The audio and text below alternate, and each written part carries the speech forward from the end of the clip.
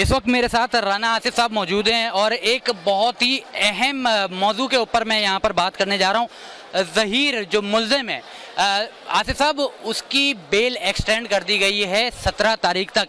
एक सवाल यहाँ पर पैदा होता है कि पुलिस अपनी जो रिपोर्ट है वो 6 अगस्त को पेश करेगी। 17 अगस्त तक ज़हीर की बेल तौसी कर दी गई है। इस चालान में अगर रिपोर्ट में ये साबित हो जाता है कि वो मुल्ज़िम से मुजरिम साबित हो जाता है तो क्या उस बेल को कैंसिल करके ज़हीर की गिरफ्तारी हो सकती है? जी बिल्कुल, देखें बेल कैंसिल हो सकती है, लेकिन उस वक्त तक भी ज़हीर मुल्ज़िम रहेगा जब तक कि उसको सज़ा ना हो जाए, कन्विक्शन ना हो जाए। जब तक इंसान कन्विक्शन नहीं होता तो वो मुल्ज़िम ही का उसके पास स्टेटस रहता है। और आप देखें, अफसोस का कहना पड़ता है कि पहले जो ABCC ने शौकत शाहानी साहब ने चलान पेश किया था वो गफलत पे मबनी था। आज तक शौकत शाहानी साहब को कोई सज़ा नहीं दी गई, ABCC के लोगों को कोई सज़ा नहीं दी गई। और अब एक नया SIU को पेंडोरा बॉक्स खोल दिया है और SIU भी जो है इतना सुस्त रवि का शिकार है कि अब 6 तारीख तक वो चलान लेके आएंगे।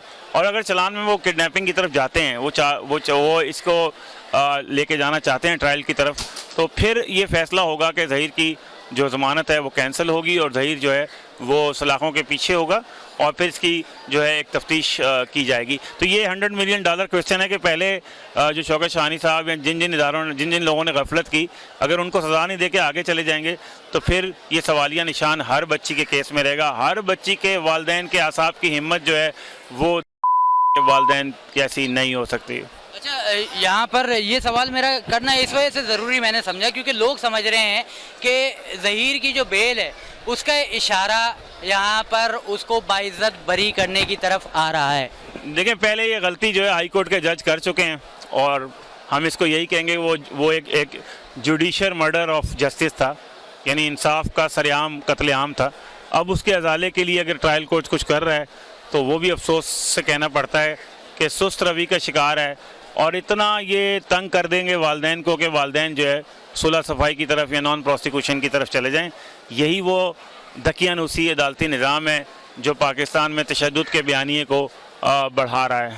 अच्छा, यहाँ पर मेरी ज़हीर से बात भी हुई है और ज़हीर बहुत ज़्यादा पुरुमीद है अपने लिए जस्टिस के हवाले से। वो कहता है कि मैं आखिरी दम तक का साथ दूंगा और जो है वो उससे मोहब्बत करता है और वो इस वक्त मीडिया के सामने सिर्फ़ और सिर्फ कानूनी पेचीदगियाँ और अपने वकला की तरफ से इजाज़त ना होने की वजह से सामने नहीं आ रहा।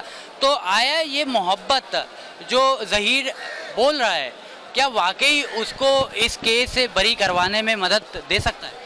इसलिए कि देखें, हर पाकिस्तान में मुजरिम का ये कॉन्सेप्ट है कि ये अदालतें मैं ख़रीद लूँगा, मैं पुलिस ख़रीद लूँगा, मैं इन्वेस्टिगेशन ख़रीद लूँगा, मैं सरकारी वकील की जेब में पैसे डाल दूँगा तो सब बिक सकते हैं। यही वो उम्मीद है कि जो हर मुजरिम को रहती है कि मैं बिल आखिर जो है मैं इस इंसाफ के निज़ाम को शिकस्त दे के और अपनी दौलत, अपने पैसे, अपने सरमाए के बलबूते पर जो है सुरखरू होऊंगा।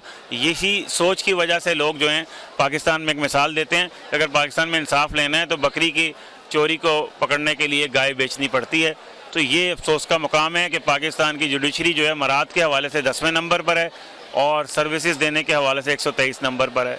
ये जिस दिन 123 और 110 में तवाज़ुन कायम हो गया उस दिन पाकिस्तान के लोगों को इंसाफ मिलेगा और जब इंसाफ पाकिस्तान के लोगों को मिलेगा तो पाकिस्तान की माशी तरक्की होगी, सियासी और समाजी तरक्की होगी। आज पाकिस्तान $1 की जो भीख मांग रहा है वो इंसाफ का ना होना है। जब चलान आएगा पुलिस रिपोर्ट देखी जाएगी कि उसमें क्या पुलिस ने अब तक जो है CDR, RBS या क्या शवाहिद पुलिस ने इकट्ठे किए हैं और क्या हासिल किए हैं। अभी तक तो आप देखें उनका कंडक्ट पे सवालात उठ रहे हैं कि जिस दिन वो को पेश करने आ रहे थे वो DSP साहब उस दिन पिस्टल लहरा रहे थे। तमाम आप देखें सोशल मीडिया पे वो नज़र आया सीन कि आप फिर अनड्यू इन्फ्लुएंस जो है, दावे नाजायज़ जो है उसको ख़त्म नहीं कर सकते। इसका मतलब है पे और सारे केस पे पुलिस का दबाव अभी तक है। जिस दिन ही पुलिस के दबाव से आज़ाद होगी, गैर जानिबदाराना बयान देगी, उस दिन ही केस का असल जो है रुख सामने आएगा। बहुत शुक्रिया। एक बहुत बड़ा सवाल है यहाँ पर उठाना बनता था कि जो लोग समझ रहे हैं कि अभी इस वक्त जो एक बात सामने आई है कि ज़हीर की बेल 17 तारीख तक एक्सटेंड कर दी गई। चालान 6 तारीख को पेश होगा पुलिस की जानिब से।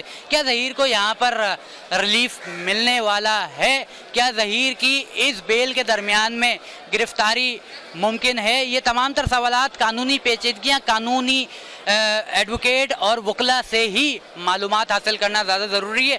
आप क्या समझते हैं कि इस केस का एंड क्या होगा? क्या कि वालिदैन को इंसाफ उसके 18 साल की उम्र होने से पहले मिल जाएगा?